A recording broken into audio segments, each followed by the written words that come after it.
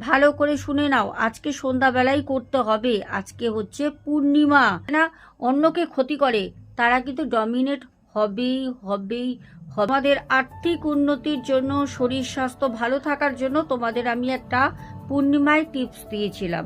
এখন যে টিপসটা তোমাদের দেবো, আজকেই এই টিপসটা করবে সন্ধ্যা 6:50 ভেতরে। ভালো করে শুনে নাও, আজকে সন্ধ্যাবেলাই করতে হবে। আজকে হচ্ছে পূর্ণিমা, 5ই নভেম্বর। কি করবে ভালো করে শুনে নাও।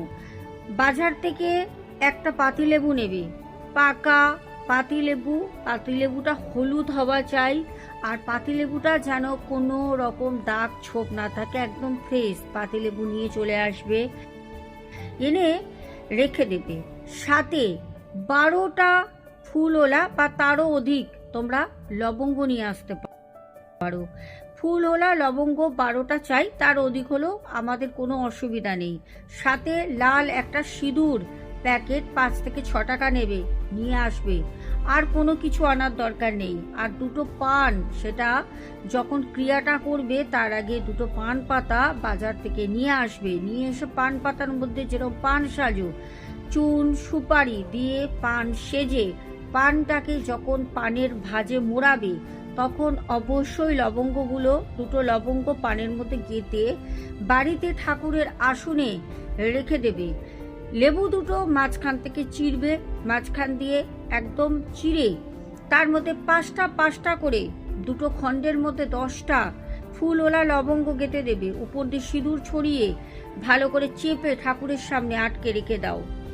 সাথে একটা মন্ত্র বলো, ওং কালিকায় নমঃ সোহা, ওং কালিকায় নমঃ সোহা, ওং কালিকায় নমঃ সোহা।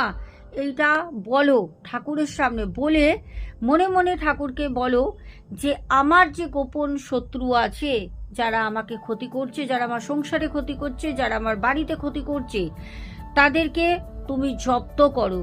দেখবে তোমাদের গোপন শত্রু যারা আছে তোমাদের ক্ষতি করছে, যখনই দেখছে তুমি আর্থিক উন্নতি করছো, যখনই দেখছে তুমি ঘুরতে যাচ্ছ, যখনই দেখছে তুমি গাড়ি কিনছো, বাড়ি কিনছো, ব্যাগ, শপিং ব্যাগ হাতে করে ঝুলিয়ে নিয়ে আসছো, যারা চিরবির করছে, তারা জীবনে কিছু সাকসেস করতে পারে না, অন্যকে ক্ষতি করে, তারা কিন্তু ডমিনেট হবেই হবেই হবেই, 100% হবেই।